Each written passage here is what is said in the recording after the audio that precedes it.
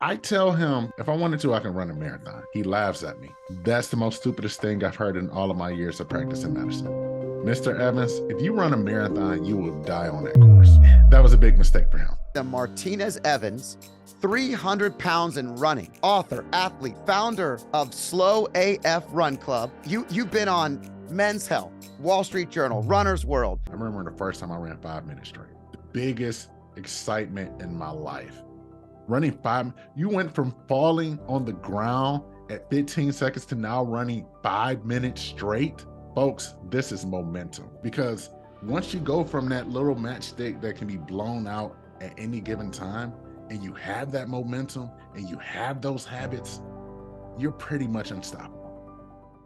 What I love about your story and what I love about your mission is really you're an inspiration to people. You are building your own brand, your own story, your own model, but you're doing it in a way that's out there supporting and building other people. You know, tell me about how you got started down this path. And I've got a couple questions that can lead us there, but you know, wherever you want to start is where I want to start. And then I want to see where we go from there. Oh man, well, it all started in July of 1986 when I was born. So I would say, what people know me for is running, but my journey is way bigger than running. When it's all said and done, I'm just a kid who grew up on the east side of Detroit, who been through some things, went through a lot of trauma and made it out. When it comes to running, my journey starts in 2012. I was working at Men's Warehouse at the time, commission sales, on my feet, wearing a suit, 8 to 10 hours a day. Wearing dress shoes on concrete floors is by far the worst thing you can ever wear. Painful. Very painful. So I developed some hip issues and I went to go see a doctor. And as I was sitting down talking to the doctor about my hip issue, he was like, I know why you're in pain. Well, what's that? It's because you're fat. What? And then he goes on this whole thing of you're fat, you need to lose weight or you're going to die, all this other stuff. He didn't know me. He didn't ask me any questions. He just seen my outside appearance, made his assumptions, and went on about that. So I tell him, I'm on my feet 8 to 10 hours a day. If I wanted to, I can run a marathon. He laughs at me. Haha. That's the most stupidest thing I've heard in all of my years of practicing medicine. Mr. Evans, if you run a marathon, you will die on that course. That was a big mistake for him. So as much we continued to have an argument, and I stormed out the doctor's office. And on my way home, I bought some running shoes. And that was the day that I started this journey. I got on the treadmill and failed miserably, Scott. Couldn't run longer than 15 seconds. Thought the doctor was right. Maybe I shouldn't be a runner. And as I was going home, Scott, I reached out to the doorknob and I had this tattoo on my wrist. It says, "No struggle, no progress." It's from the famous speech from Frederick Douglass. I seen that tattoo as I was turning the doorknob, and I knew at that point, I knew what I had to do. I had to go through the struggle. Man, I love, first of all, I love Frederick Douglass. When I came right out of college, I worked for the Attorney General's office, and I worked on a major initiative in the state of Virginia to bring in 2,000 mentors by the year 2000. And I had to write a presentation that I presented to all the service organizations across the country, across the state of Virginia, to try to get mentors where they already had a soul and a need to want to help. And I used Frederick Douglass quotes every single time. And my favorite was, it's easier to build strong children than to repair broken men. But I wrote down a couple others because I saw it. No struggle, no progress is yours. One and God make a majority. I mean, when you talk about a powerful voice, to look down at the door and look at your tattoo and say, see something that reminds you of struggle, of power, of strength, of a journey that you're getting ready to embark upon. That gave me chills, and it's such a great message. And if you haven't read Frederick Douglass, folks, Frederick Douglass is somebody everybody should study. He's an amazing human and an amazing figure in our history. And I'm excited that that's how we started today. Absolutely.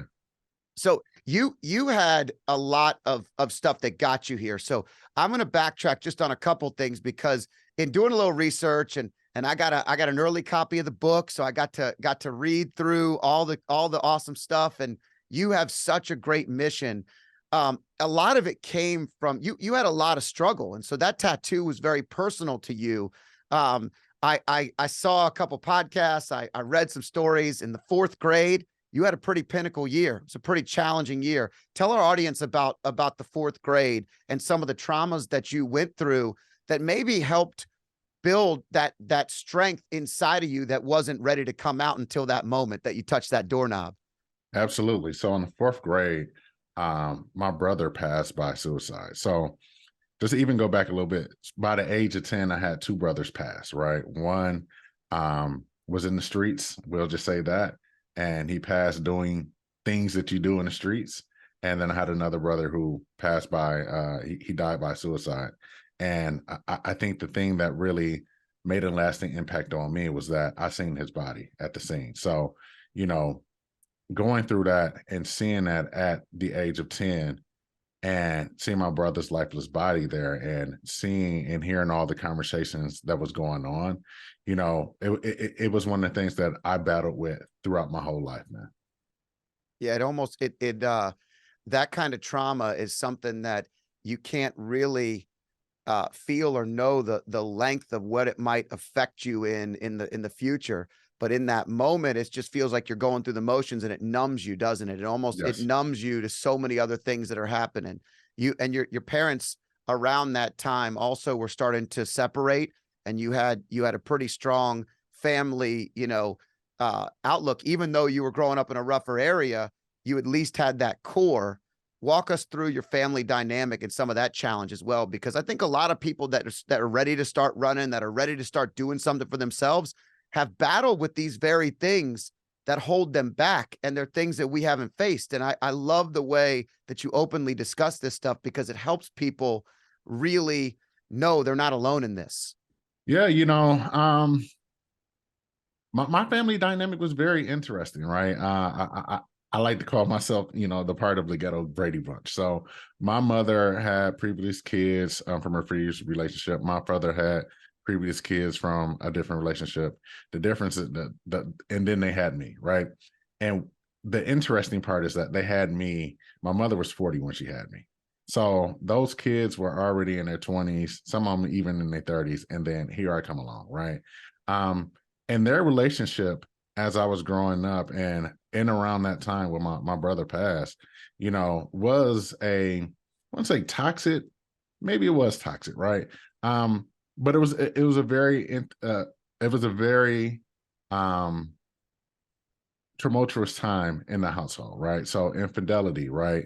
One of the things that I grew up seeing was, my father taking me over to his mistress' house and playing with playing with her kids as he's just over there, right? And being manipulated as a younger child to be like, hey, this is our secret, don't tell your mother, things of that sort, right? So being roped into manipulation already at an early age, it does something to you when you have your brother pass and now your father figure is doing dirt and roping you into it as well.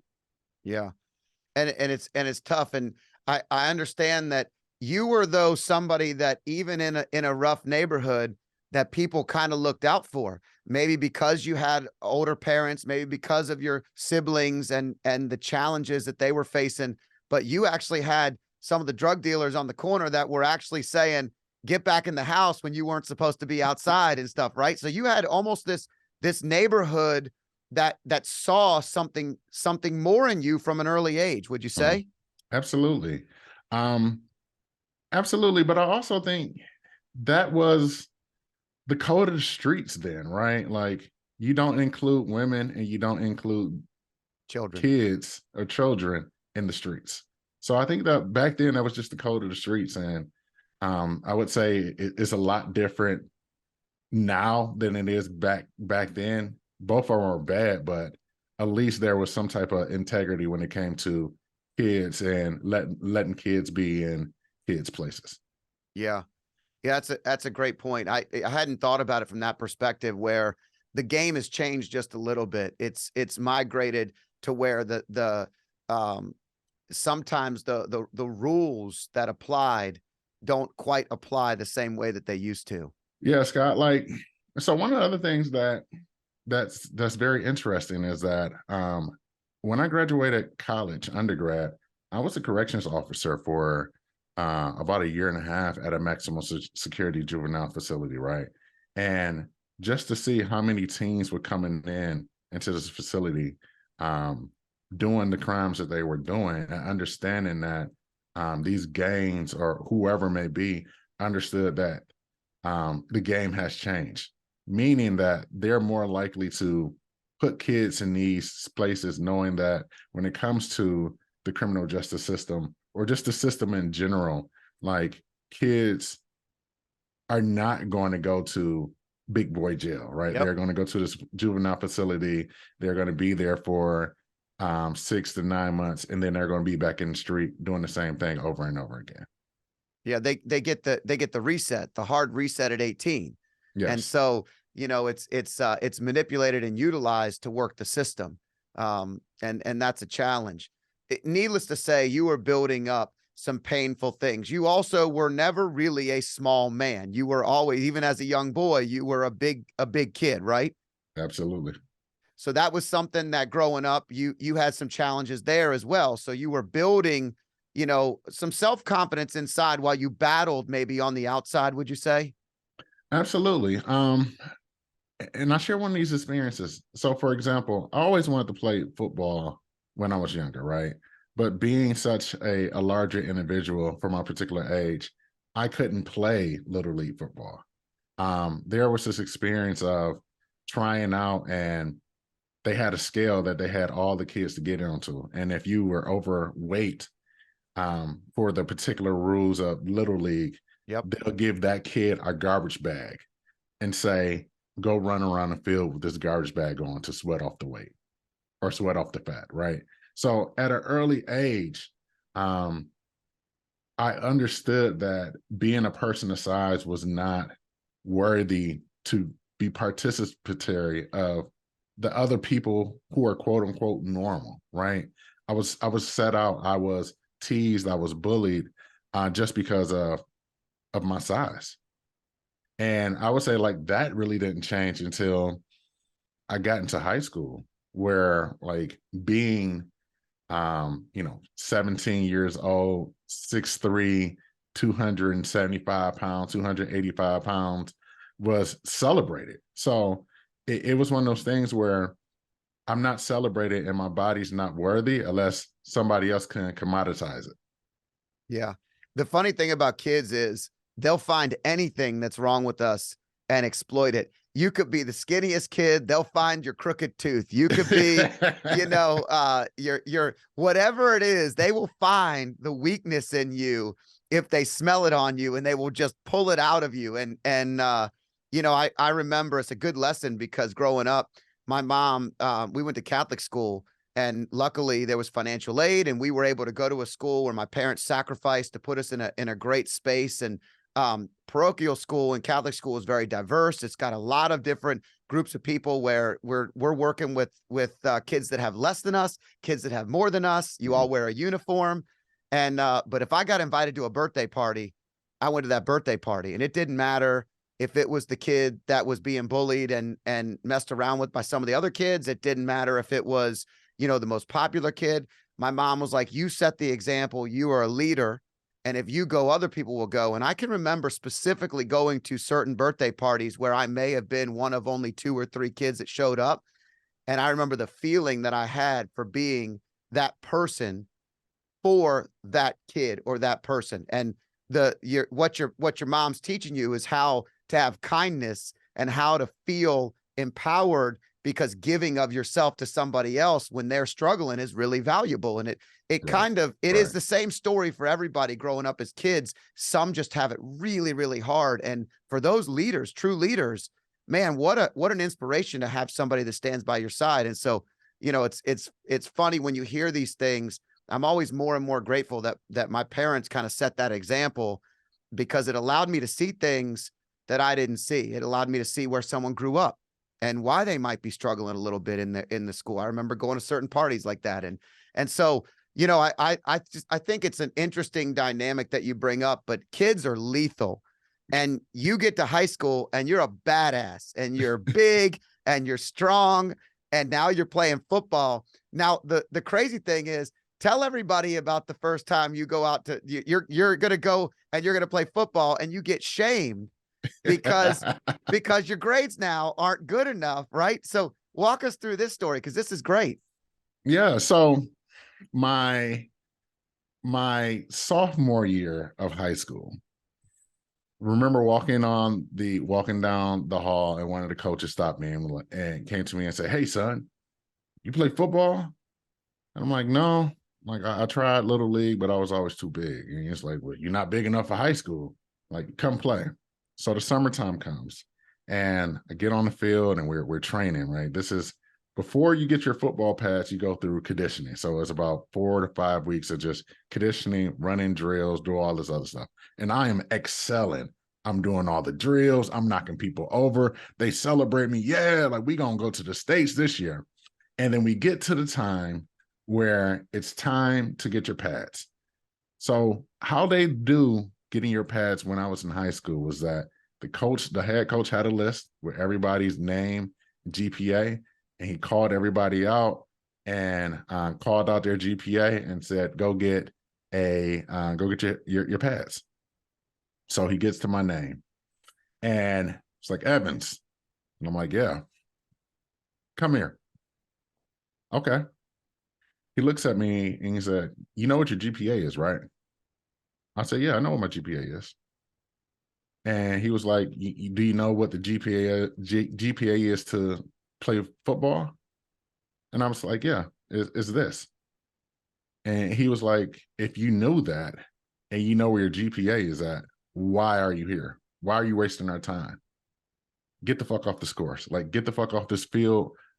You are wasting our time. You don't belong here. Come back when your grades are right."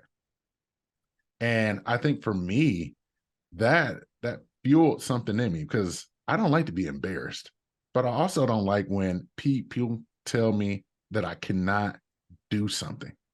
So for him to tell me, you will not play football this year, go on somewhere, you're wasting our time. That lit a fuel and a match inside of me to be like, you know what?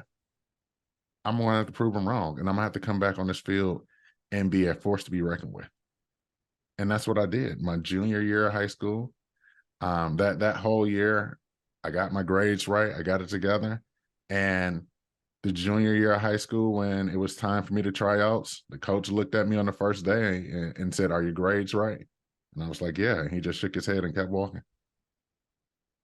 How many kids you think are out there? And I know this is a big number, but how many kids are just thinking that just like you, if they just had a little bit of discipline, somebody else that's helping them along, maybe somebody, maybe a coach or a mentor along the way that says, "Hey man, you know that you don't have the grades Mhm. and you're going to, we want you to play, but here's Mhm. what we need you to do." Like, you know, the coach had to know that Right. what your grades were ahead of time, but it was almost like a motivation thing. And you saw what it meant to really stand up and get that fuel and excel. And you go on junior year to make all city in Detroit, which is a pretty big deal in a city like that, because that isn't a small demographic of football players. Right. It's a tough area, right? And so you make all city and you end up going on and playing in college. Is that Mhm. correct? Absolutely. I played at Lane College. And that's in Tennessee, right? Yes, that's in Jackson, Tennessee. So our Lane College claim to fame is Jacoby Jones. So Jacoby Jones played for the Baltimore Ravens. He is the reason why they have a championship, because he ran that touchback back, right? Yep. But when I was a freshman there, Jacoby was there playing. So um, it was just one of those things where, it was a whole different environment and scenario. I came there, being, like I said, 6'3", 275 pounds, as an offensive lineman. And the coaches are like, "Hey, you're too small. You're too small. So you know First, what I want you to do? eat everything that is not bolted down to the ground. And again, direction without discipline, Mhm. right? It's almost like they're like, hey, just eat everything. It's not like one of the things that we'll get to in a little bit when we start talking about your book and your message is that you're providing a blueprint for people. You're Mhm. not just saying go eat. It's okay to be bigger, and I want you to eat whatever you want. You're actually providing parameters. And back then they were just like, yo, go get big, go get as Yeah. big as you can and come out here and let's go. Like, I Yeah. need you bigger. They didn't tell you what to do back then. They didn't tell me what to do. They didn't tell me what to do. They just said, go eat, go get bigger. And from that, I ballooned up, man.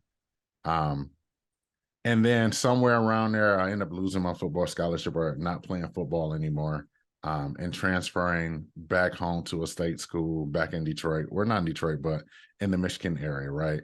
And was just as we call it a GDI, I goddamn individual. So I was just a regular person, not playing football, and had a lot of culture shock that happened as well. So I transferred to that school, and I got there with a 3.5, maybe a 3.8 GPA because, you know, all the benefits of being on a football team, scholarships, and tutors. I get to the school, man, and my first semester there, I get a 1.2 GPA. Ooh. So it was a culture shock. It was all those things, and just imagine the the feelings, the emotions that comes along with it. Also, the shame of, you know, family members looking at me and saying, "You should have stayed in Tennessee. Then you should have stayed there because at least your grades were together. You get to this other school, and now your grades tank." And this is another example of me having to step up and rise to the occasion. So when you get a 1.2 GPA and you get kicked out of school, you have to go in front of a board and write a paper and give a presentation on why your grades are the way they were. And, you know, if they let you back in, what are you going to do differently? So I'm nervous as all get out. I'm shaking, like trying to keep this little piece of paper together, talking about all the culture shock that comes along with it, you know, the adjustment of, you know, not being an athlete anymore, depression and all this other stuff. And, you know, there's an odd number of people on this board, and they pretty much argue right in front of you of like whether or not they're going to vote for you or not. And it really came down to one person. And I remember one of the guys just saying, well, why is he different from anybody else? Like, we've heard this story tons of times, and we let them back in and they just flunked back out again. We see this. So, like, let's just not move forward with that. And I remember saying, with all due respect, if you let me back in, you won't have that problem. I can guarantee you that. It only So, take and it only takes that one person, right? yeah, yeah, I mean, that's what the absolute message that you're putting out there is. It takes one person to motivate you to move. It takes one person to motivate you to live. yeah, It takes one person to motivate you to be a better father, a better husband, a better family man, you know, whatever it may be. Like, it's these moments where you give someone one more shot and it changed the trajectory of your life. yeah, absolutely. So Men's Health it's an interest. I mean, Men's Health. I'll get to Men's Health. Men's Warehouse Mhm. was where you end up after school. You end up following your eventual wife, right? Yeah, Up into Connecticut. yeah. And you're working at Men's Warehouse when you had this health situation. I just went to Men's Warehouse this past weekend to my son's going to prom. Okay. And so I have not seen people work that hard in a long time. That was a crazy experience to walk in Mhm. there and watch all these people like needing time, and like 3 people in there just running with their heads cut off. That is not an easy job. But it took me back to when I was coming out of college. I got an internship at the AG's office, which I ended up then doing those mentorship and the Frederick Douglass thing I mentioned earlier. Mhm. But my mom, I called my mom. I was like, hey, I'm not going to get paid for this internship. And I need to wear a suit every day. Uh-huh. And my mom was like, all right, well, then we'll go get you some suits. And we go in, and I had exactly what you did. Someone it was S&K at the time, was when I got out. I graduated in, I think it was 1999 or Okay. somewhere 98, 99. And I go into S&K, which is a Men's Warehouse. I think they actually might have bought them at some point in time.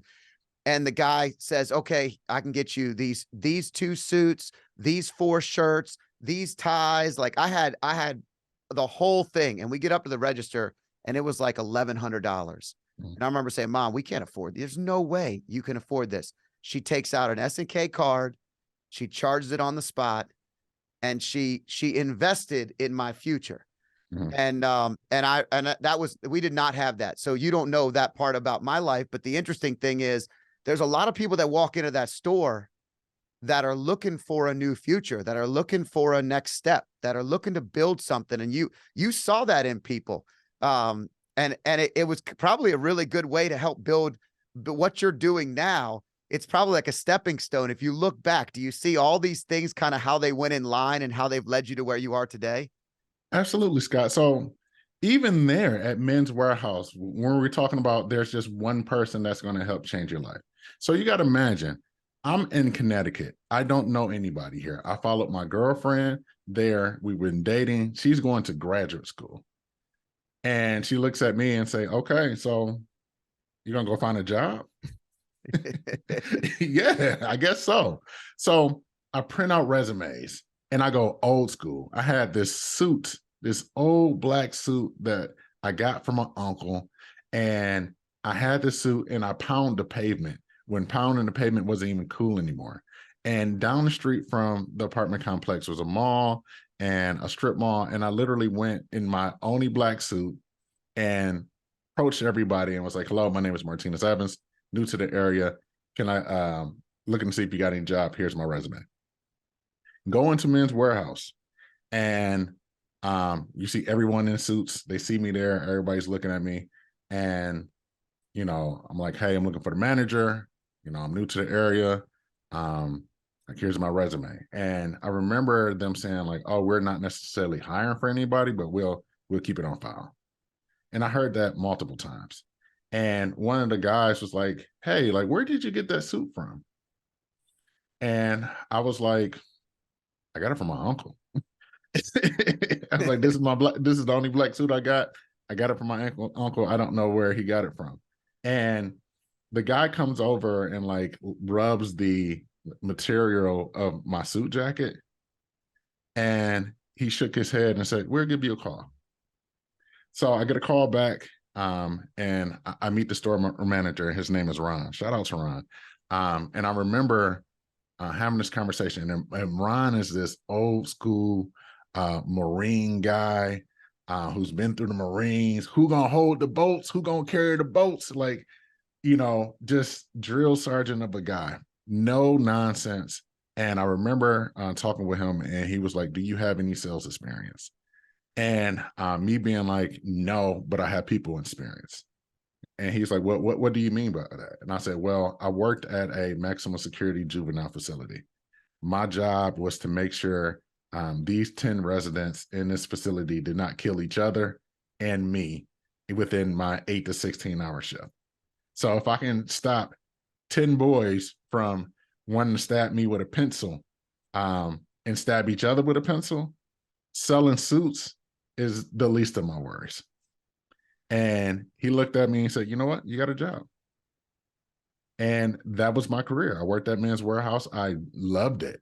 Talking to new people every day and going through that situation of seeing people who are looking for a new change in life or just a new outlook, putting on a suit on somebody when they are coming from a rehab facility and they're trying to start a new life, or just other situations where somebody's family, a close family member come in and they're like, hey, I got to get a suit. I have to get a suit for my brother. I have to get a suit for my father, or I have to get a suit for myself. And being able to console that person and help them go through that process of, well, tell me about your father. Tell me about your brother. What would they like? What would you like to see them in? And go through that process is a process that has really made me the person that I am now, because I'm able to ask the right questions and really be able to empathize with that person right there in that moment while giving them fast and friendly service and getting them out of there, right? And then prom season. Prom season at Men's Warehouse is freaking bananas. Crazy. 20, 30, 40 kids coming in all at once, talking about, hey, we want a tuxedo, and their mamas and fathers and all this other, man, it's bananas.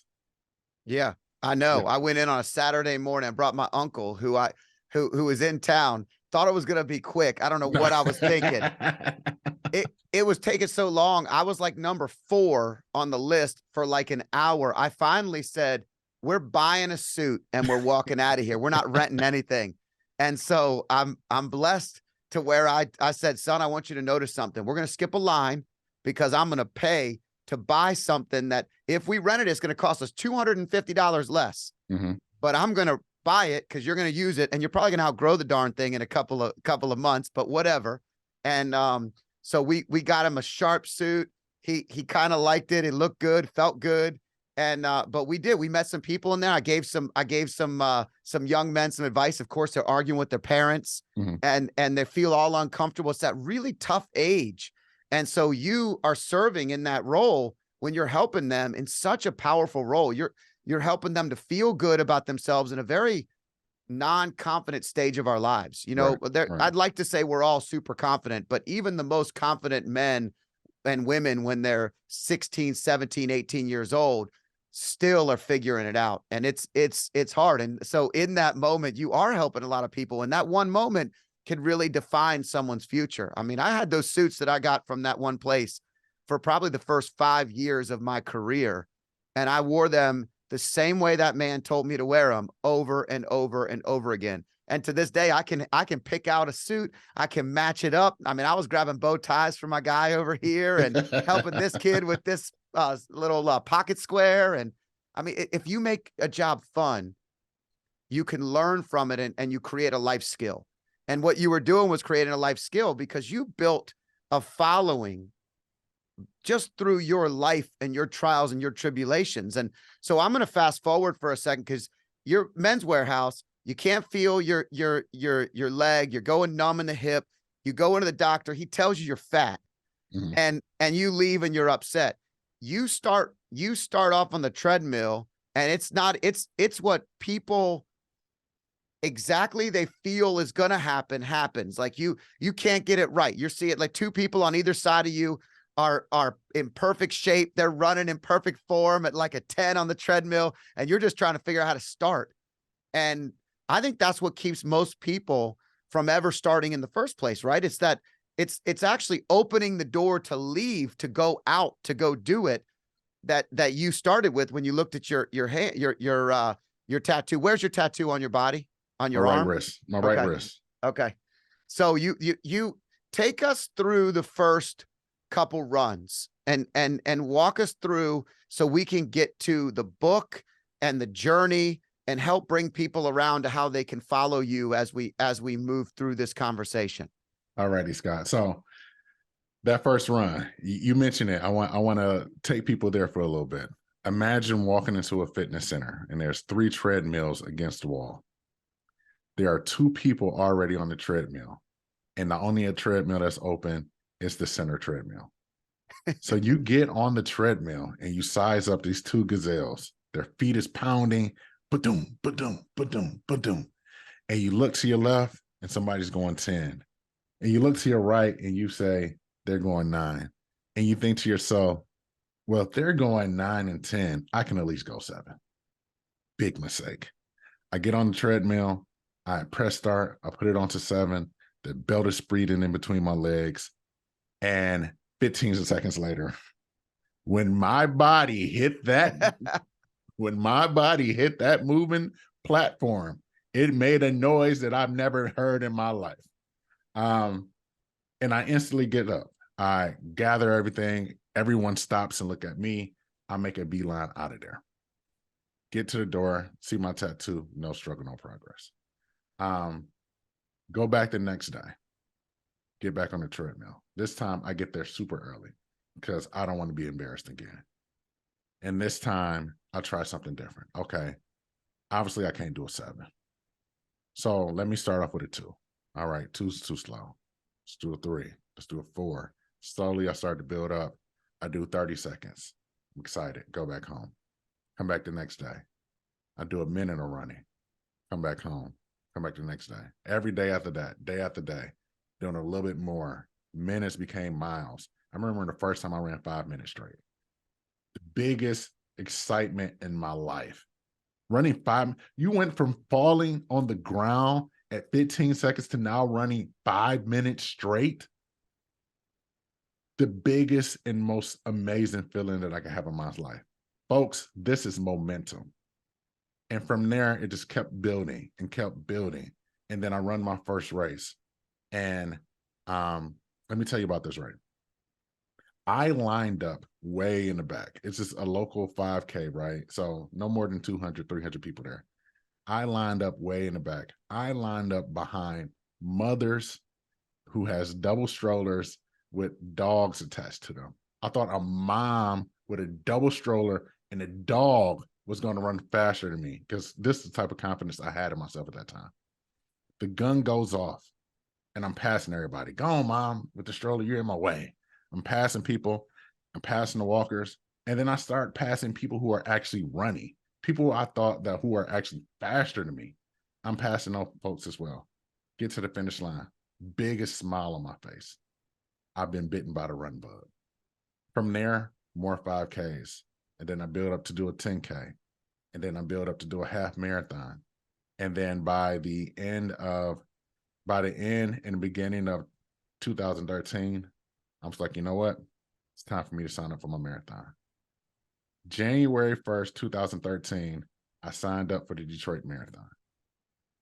It was in October. So I told myself I had 10 months to train and get this thing going. 10 months flew like nobody's business. I'm at the start of my marathon. Run that. Of course, we have some experiences there. Run that. Feel exciting. January 2014, I get into a bad car accident. Totaled my car and had to sit down for a while. No running for at least 7 months. At that point, I lose all my progress, all the weight I've lost, or whatever you want to call it. Just lost all that progress. Felt sad, depressed.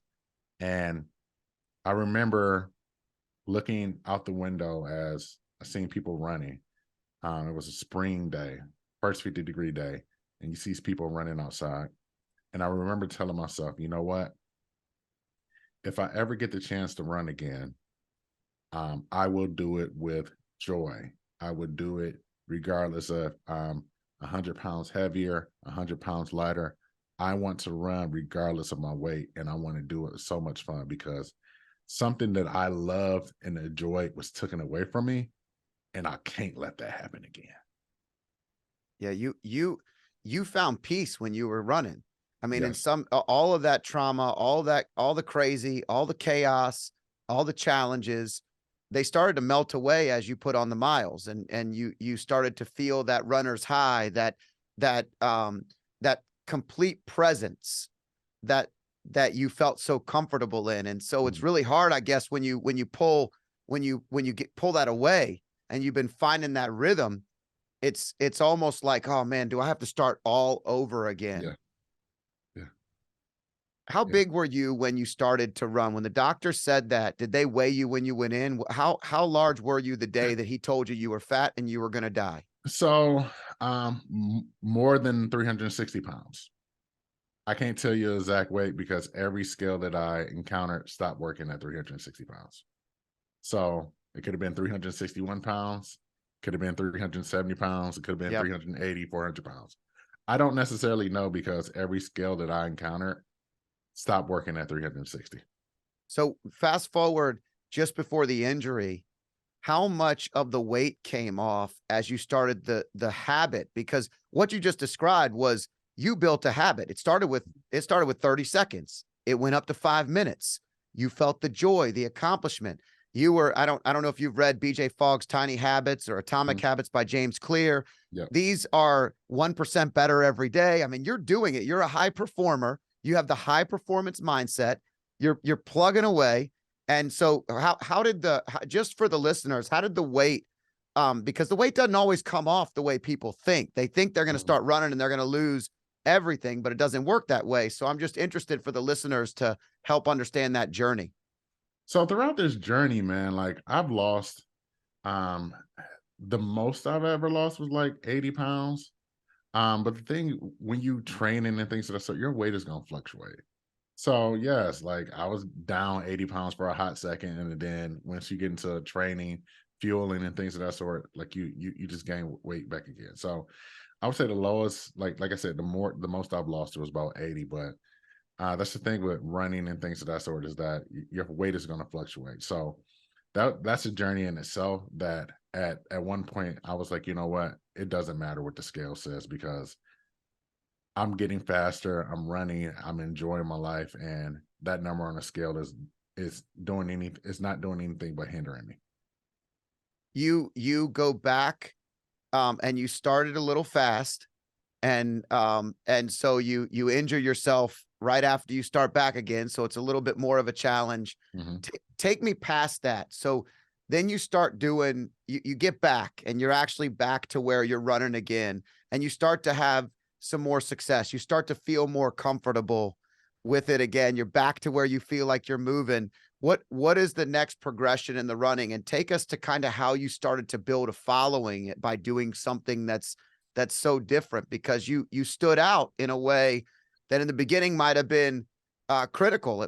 People might have been challenged. I mean, you talk about actually needing a drink of water and somebody not understanding why you were asking them, because they're like, this dude isn't running. And you're like, no, I'm running a marathon. I'm just training for a marathon. I don't have water. I need water. Scott, man, you're talking about all types of amazing stuff, right? So, yes, we continue to go. We build back up. We start to run marathons again, one after another. In one particular year, I ran maybe 4 marathons in 1 year. Felt unstoppable. The other thing that has helped during that time was, I really put my flag in the stand to say, you know what, you can be happy at whatever weight you are at. You can be physically active at whatever weight you are at, and that's okay, because that's what I'm doing. And once I put that flag in the sand and say, this is what I'm doing, things change for me. Individuals start to follow me. I start to get more notoriety, because, from the press, they're going to polarize it, right?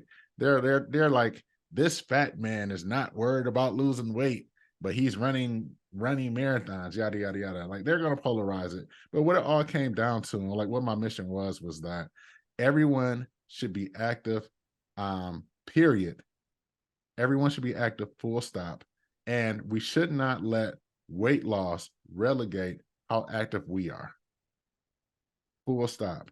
There's so many benefits that comes from being physically active, that weight loss is just one of the other things that could potentially happen. But there's so many other benefits. Time with your friends, lower blood pressure, all the things, right? All the things that they say, quote unquote, happens when you lose weight. Those things happen as well when you're physically active. And then my goal was to let individuals know that it's okay. If you are active and you don't lose weight, guess what? That's okay, because there's so many other things that comes along with it. Continue to be active, because by being active and joyfully moving your body, that promotes longevity within you. Yeah, you're really going from victim to victor. Yes. You're going from living in the past and worrying about how I got here to accepting yourself and where you are right now. I love the saying, you are right where you're supposed to be, wherever that is. And right now, today, you are right where you're supposed to be. So, exactly. There are athletes that are the 2 gazelles that were on either side of you when they started, that today they don't run, because when they ran, they only ran as gazelles. And so now they can't see themselves as anything but what they were. And that keeps them going forward. So it is a really valuable point. So you had acceptance. You also had the optimism and the energy that you were putting out into the world that was like, hey, now that I've accepted where I'm at, you started to fall in love with the journey. Yes. See, when we fall in love with the journey, the result is moot.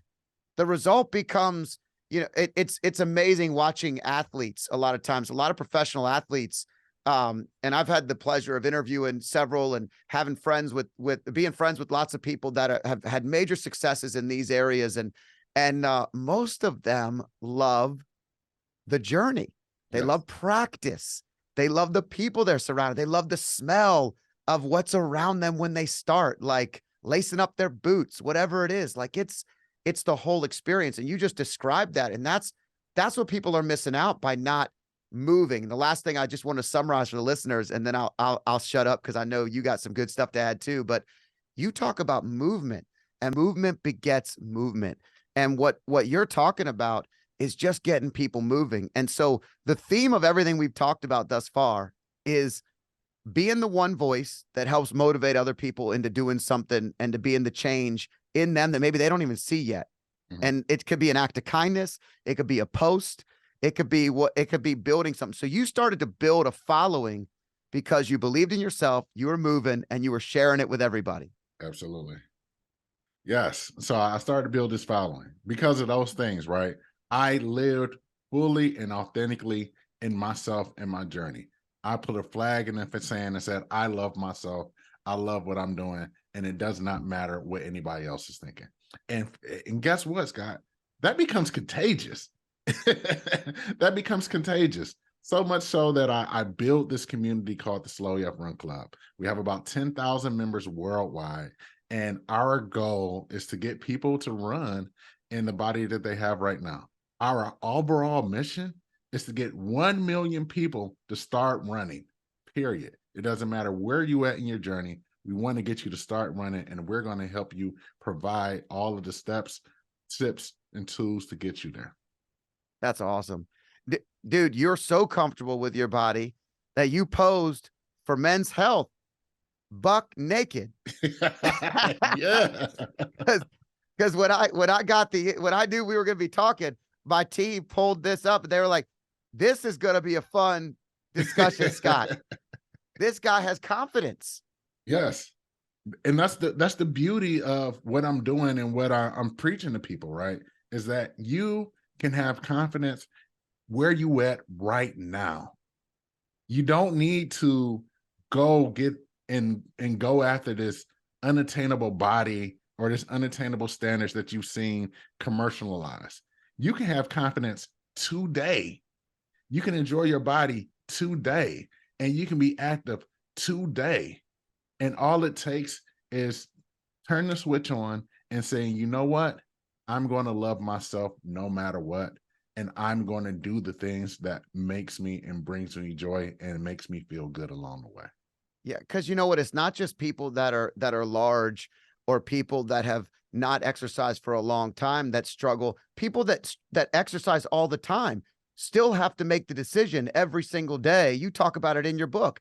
Like motivation isn't something that just pops out every day and you're like, man, I can't wait to go run. I can't wait to go work out. I mean, I got up this morning. It's for my workout. I use the tonal every day. I love the tonal. I also use a Peloton and I play soccer. But for me, I've never loved running. I've loved running on a soccer field, but I have not loved running, but I love exercising, right? This morning I woke up, I didn't feel like it. There was nothing in me that wanted to do it. So I went up and did a low impact ride on the Peloton. I just moved. Man, I ended up killing the ride, feeling way better about myself than I had when I started. And then the day just kind of progresses from there. That movement makes you feel so much better about yourself. So even if you were an athlete and you were what you want to be again, don't worry about getting there. Your message is don't worry about getting there today.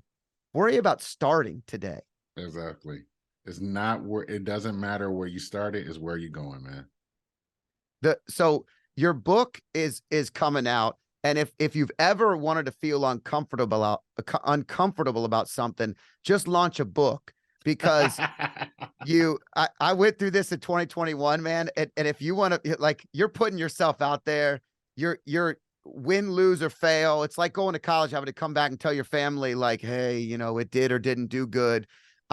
You're the only one that could support it. Like, you have definitely support and lots of people helping, but you got to get out there and really tell everyone how important it is. And you wrote a blueprint. You incorporated your story, and you wrote a blueprint for someone to start no matter where they are. Tell us a little bit about the process of getting to the book and what the book is hopefully going to do for this next chapter in your life.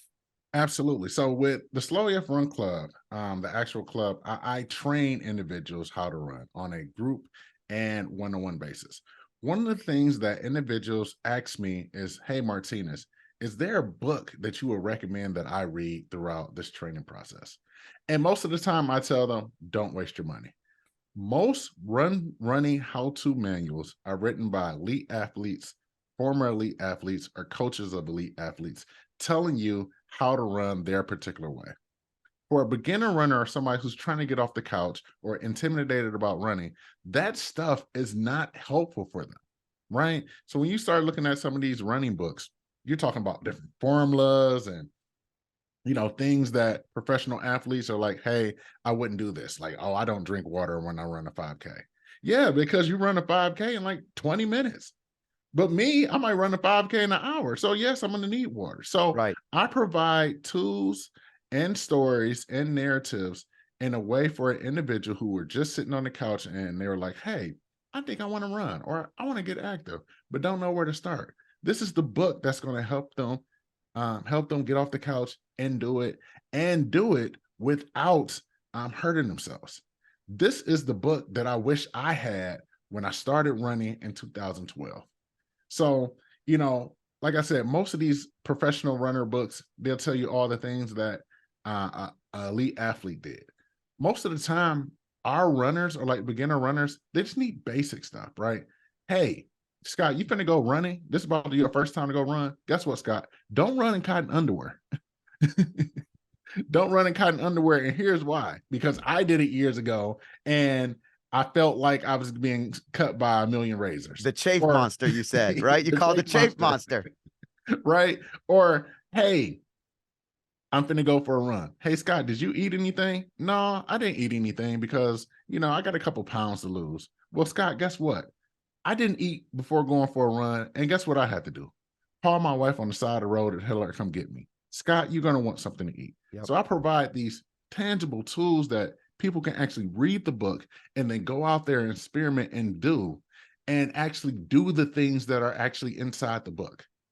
Yeah, you talk about the starting out, the gear to use, where to run, how to run. You talk about the gait that someone has and how they can find the right shop to match the shoes, to match the way that they run, because everybody runs differently.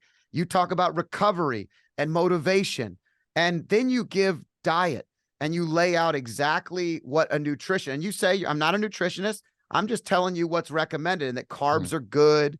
I mean, you go through so many different aspects of this that it really is. It's a blueprint. If you want to move, yes, it's a blueprint. It's not only as a blueprint, you know, this is my precursor to Martinus Evans' version of Can't Hurt Me. You know, okay. David Goggins. Okay, if David Goggins was 3 times the size, this is you are a bigger version of David Goggins, is what you're telling me. Look, I'm carrying the boats as well. Hey, you are, because you're bringing everything they taught you along the way.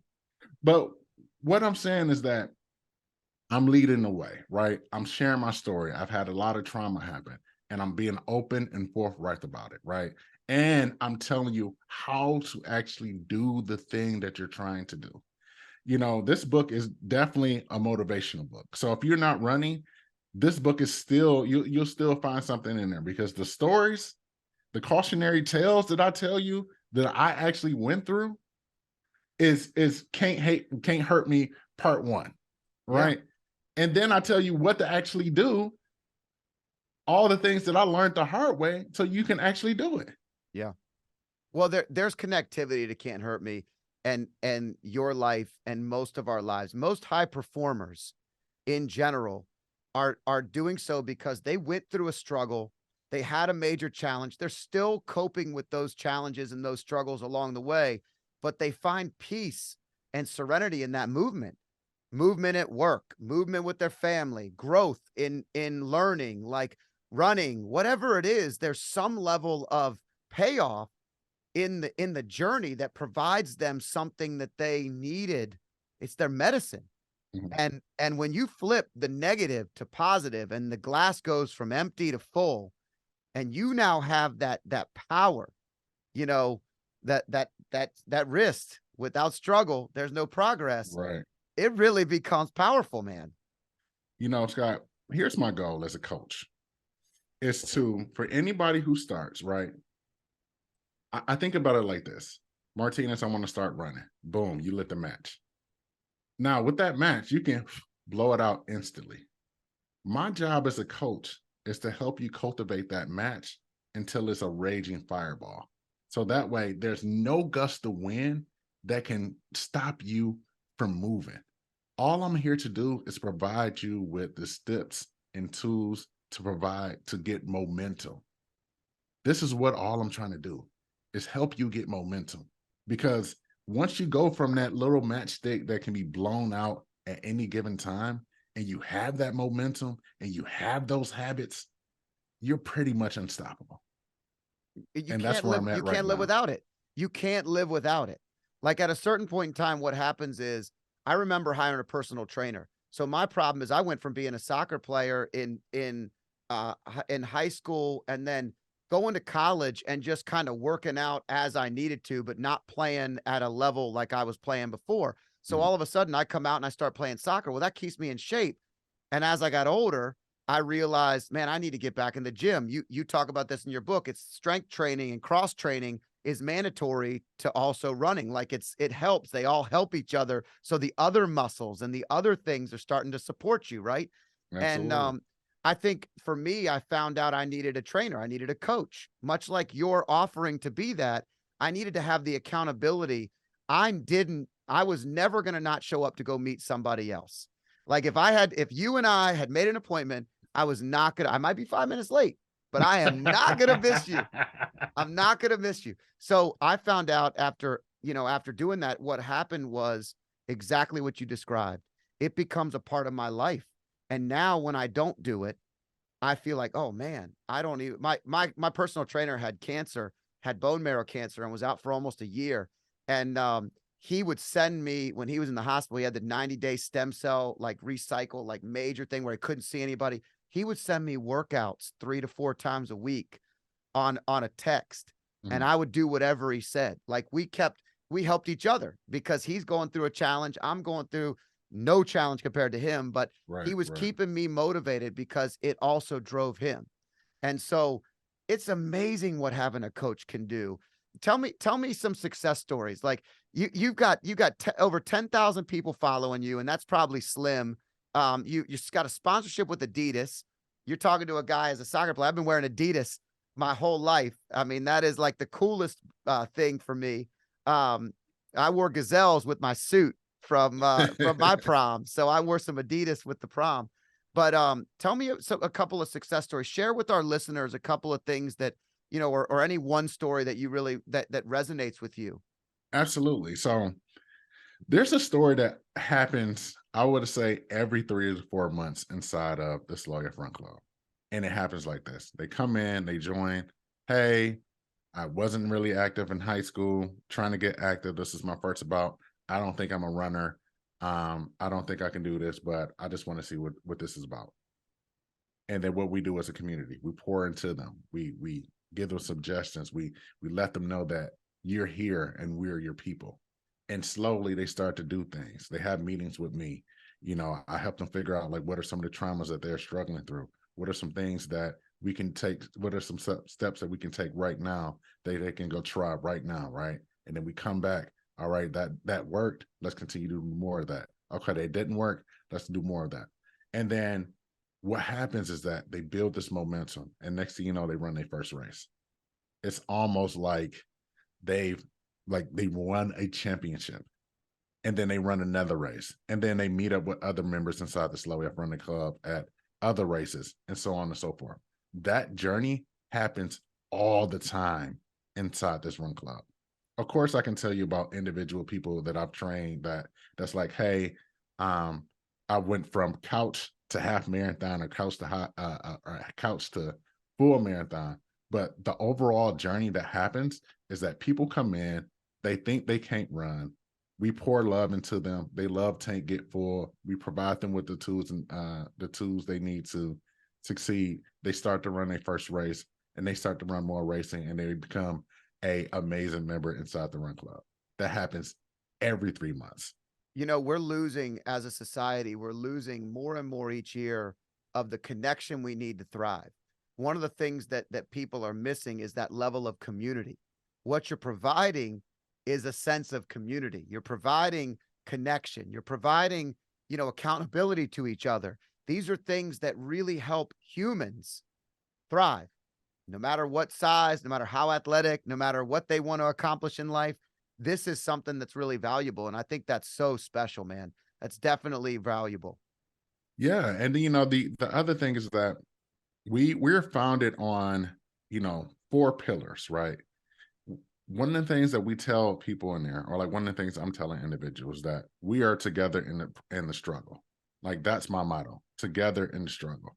But we have 4 pillars that we are built on: perseverance, the persistence of doing something difficult without delay in order to achieve your success.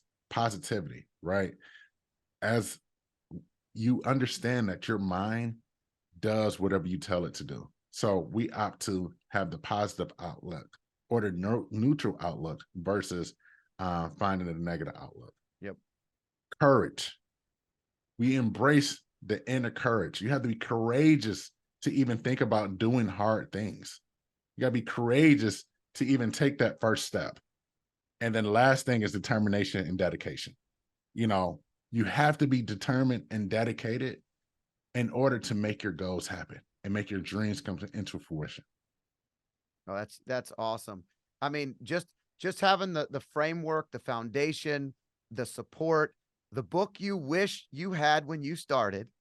These are all the things that people are going to have here in the next, 30 days or less. I mean, we're close, right? So the book comes out June 6th. Okay. So literally less than 30 days away. Can they pre-order it now on Amazon and everything? Yeah. So this book is available wherever books are sold. I'm doing a special deal with a local bookstore, small owned bookstore in Pennsylvania. So any book that's purchased through Pocketbooks. So if you go to pocketbookshop.com, whatever book is purchased there, I'm going to go to Pennsylvania and sign every book before they go out. Okay. So if you would like an autograph book for me, go to pocketbookshop.com and search for my book, and you will get a signed copy from me. How else can people follow you? So give everybody your social media handles. Let people that have listened this far, that are looking to take that next step, where do they find you? What do they do? Absolutely. So the best place to find me is on Instagram at 300 pounds and running. That's 300 spell out pounds and running. That Instagram account has about 60,000 followers. Of course, you can find me at 300poundsandrunning.com. And then if you want more information about the Slow AF Run Club, you can go to slowafrunclub.com. And then we're just Run Slow AF on Instagram and Facebook. I love it.